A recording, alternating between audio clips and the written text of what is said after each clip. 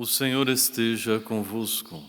Ele está no meio de nós. Proclamação do Evangelho de Jesus Cristo segundo Mateus. Glória a vós, Senhor. Naquele tempo disse Jesus aos seus discípulos: Vós ouvistes o que foi dito aos antigos: Não jurarás falso, mas cumprirás os teus juramentos feitos ao Senhor. Eu, porém, vos digo: não jureis de modo algum, nem pelo céu, porque é o trono de Deus, nem pela terra, porque é o suporte onde apoia os seus pés, nem por Jerusalém, porque é a cidade do grande rei. Não jures tampouco pela tua cabeça, porque tu não podes tornar branco ou preto um só fio de cabelo. Seja o vosso sim, sim, e o vosso não, não. Tudo que for além disso vem do maligno. Palavra da salvação. Glória a vós, Senhor.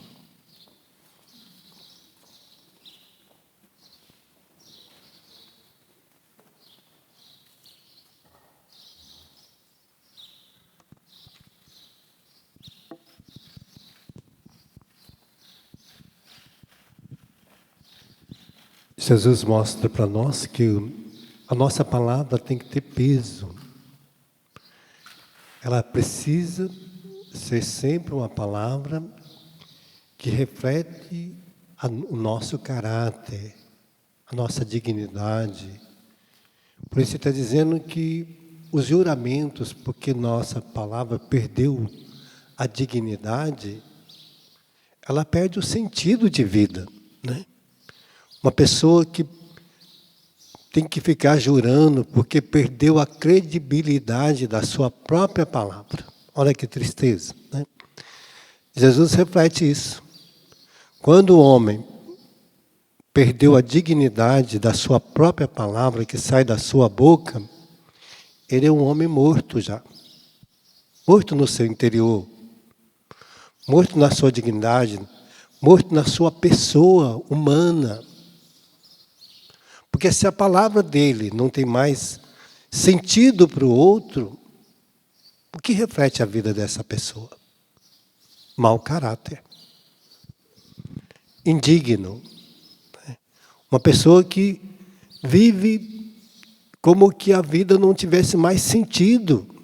Então, por isso Jesus está dizendo desta palavra, desse juramento que o homem às vezes tem que fazer porque perdeu o sentido da sua vida em Deus.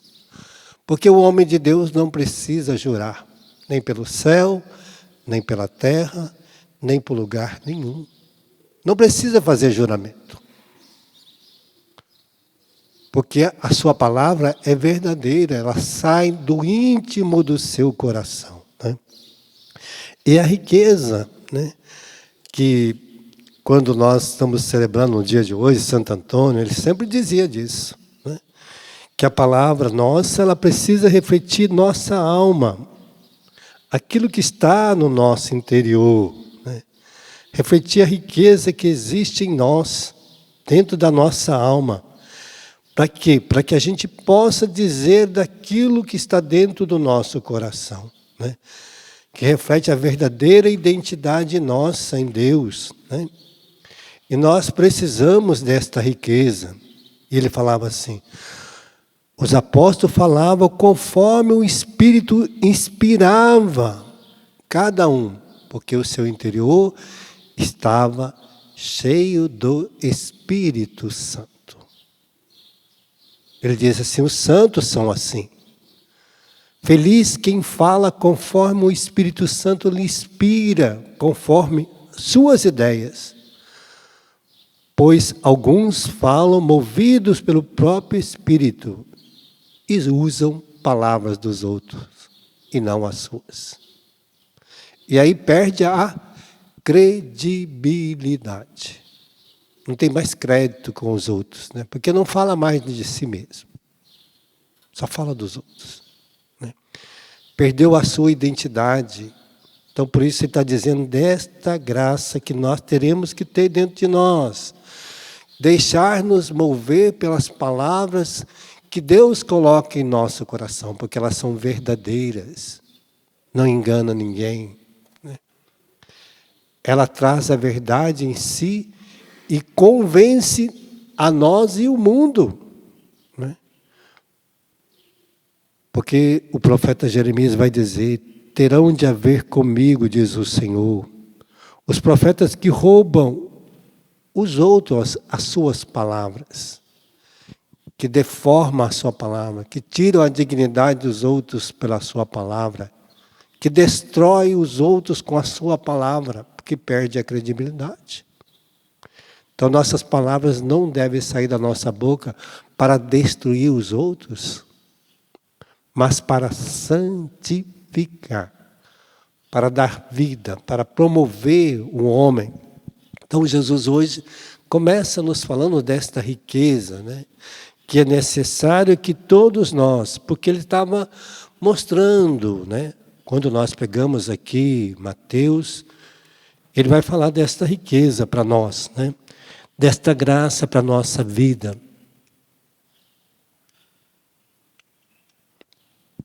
É preciso que a gente saiba viver esta riqueza, porque quando nós aprendemos a sermos bem-aventurados, Jesus está fazendo a pregação da bem-aventurança, está no capítulo ainda 5 e até o 37, quer dizer, ainda tem muitas outras palavras que virão de Cristo para nos orientar a sermos bem-aventurados. Começou com o sermão da montanha, falando das bem-aventuranças, né, o que é necessário para o homem ser bem-aventurado? Que ele seja pobre de coração, que ele seja manso, que ele tenha sede e fome de justiça, que ele seja misericordioso, que ele seja puro de coração, que ele seja pacífico, que ele seja um homem da justiça de Deus, né? E aí começa toda esta graça. E ele vai dizendo: você é sol. É um sol para iluminar a vida dos outros, é sal da terra para dar sabor à vida. E ele vai falando dessas palavras que hoje caem no nosso coração. Não julgueis que vinha abolir a lei, os profetas. Não, os mandamentos de Deus estão aí para nos orientar, nos capacitar, para nos dar vida, para que a gente não perca a direção de Deus na nossa vida, né? Para como a gente seja bem orientado. Por isso ele está dizendo: de cada situação, vai falar do adultério, vai falar daquilo que pode matar a nossa vida, que é melhor a gente cortar antes o mal, não deixe o mal entrar pelos seus olhos, porque ele vai dizer: onde estão os seus olhos, está o seu tesouro, ali também está o seu coração, está a sua vida, né? Se a tua mão leva a pecar, corta. Corta aquilo que está levando você a roubar, ser desonesto, agredir, ser violento, né? Corta esse mal do seu coração, porque o mal entra no coração. Porque é dentro do nosso olhar que nós vamos buscar situação para colocar dentro de nós. Ele vai dizer: onde estão os seus olhos, está o seu tesouro. Ali está o seu coração. Se teus olhos estão em mau estado, todo o teu corpo estará também.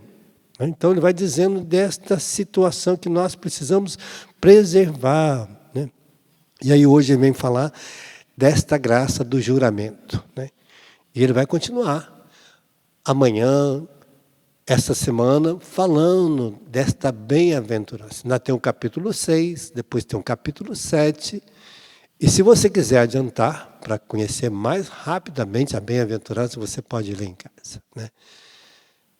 Se você quiser, também pode ler todo o livro de Mateus, são 28 capítulos, que você vai ler rapidinho, né? Quem diz o pessoal, numa sentada, você consegue ler 28 capítulos em pouco mais, né, de 2 horas você, vou lendo devagar, você vai ler esses 28 capítulos, tranquilamente.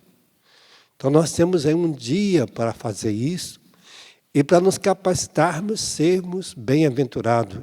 Que aí Santo Antônio mostra dessa bem-aventurança que ele vive, né? Que cada um de nós é necessário viver para que a gente seja verdadeiramente filho de Deus neste mundo. E aí hoje nós estamos vendo esta graça, né?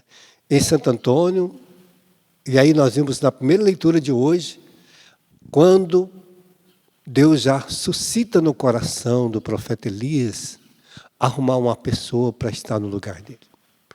Porque chega uma hora que envelhece, nós gastamos a nossa vida. E precisamos de outras pessoas para colocar no nosso lugar. Nós precisamos de discípulos, nós temos que fazer discípulos. Né? Tem que ter alguém que queira, né, ser nosso discípulo.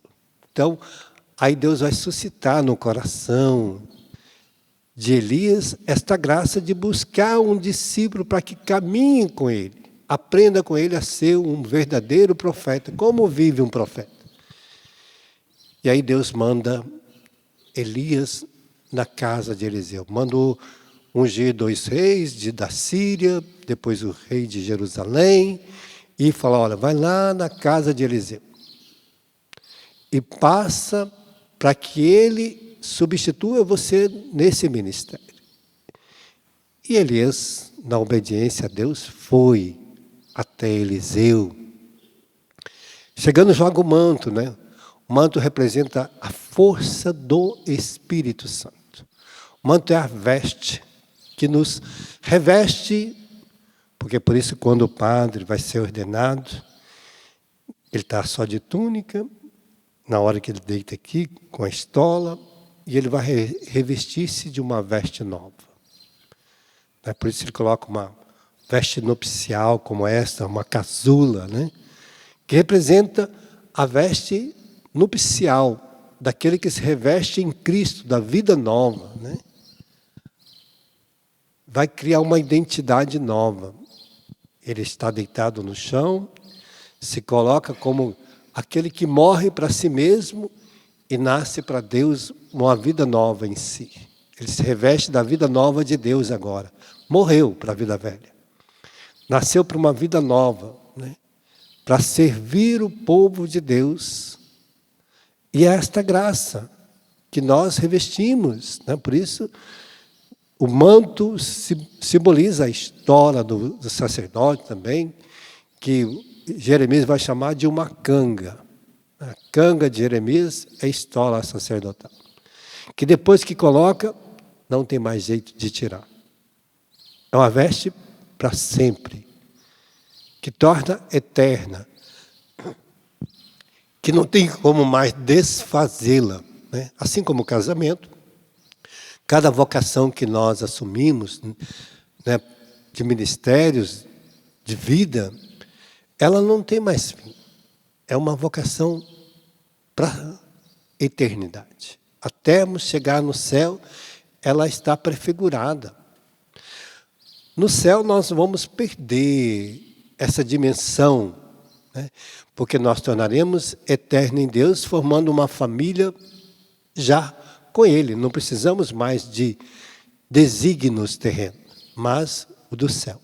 Então, no céu prefigura toda a riqueza. Os casados não serão mais casados, serão como anjos. Né? Os sacerdotes serão como filhos amados de Deus, que é a família sacerdotal de Cristo, é uma família só. Então, nós vamos prefigurando esta graça, né? Que já vamos vivendo para o céu, a dimensão da nossa vida. Os nossos olhos refletem a alegria do céu. Então, por isso, hoje o Santo Antônio nos dizia, quando ele falava, ele trazia em si 4 graças que ele vivia intensamente. Ele dizia, as minhas línguas são as línguas de Deus que estão em mim. Por que as minhas palavras refletem o amor de Deus? Ele dizia, porque eu falava daquilo que eu vivia em Deus. E a língua que eu usava para trazer às pessoas alegria para o seu coração, elas refletiam, primeira coisa, a humildade. Ele dizia, se eu não for pobre, humilde em Deus, eu não vou converter as pessoas. A minha humildade me dá a graça de aproximar-se dos outros, porque o humilde se faz igual ou menor que o outro. Então, a humildade, ele dizia, me faz colocar-se do lado do outro, ou junto com ele, ou mais pobre que ele. Então, esta é a riqueza. Depois ele falava, ó, segunda coisa é a minha pobreza, porque tudo que eu tenho não é meu, é de Deus. Então, Santo Antônio sempre dizia, a minha riqueza é Deus. A minha alegria é Deus. A minha paz é Deus. A minha bondade é Deus. O meu amor é Deus. Tudo que move em mim é de Deus.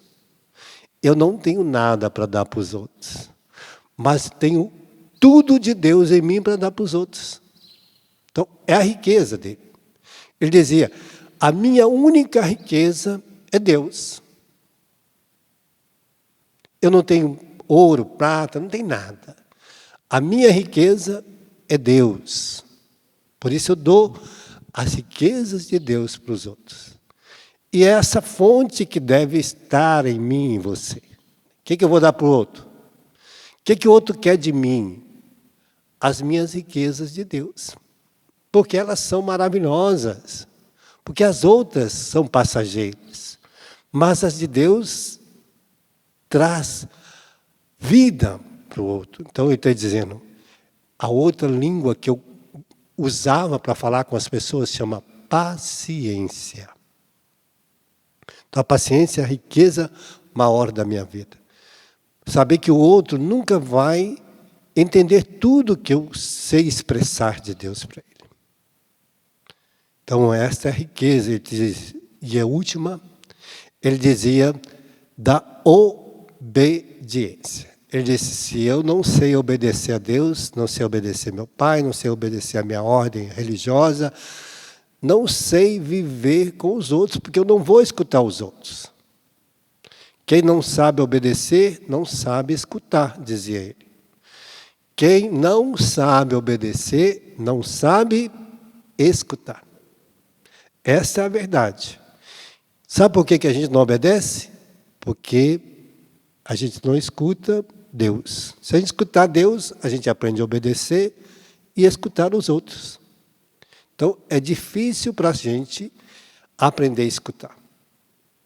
Por quê? Porque a gente não sabe obedecer. Obediência é o princípio para domar o meu querer, a minha vontade, e fazer a vontade dos outros na minha vida. Então, a gente não aprende a obedecer, por causa que a gente escuta mal. Então, hoje, Santo Antônio nos está dando esse presente para nós.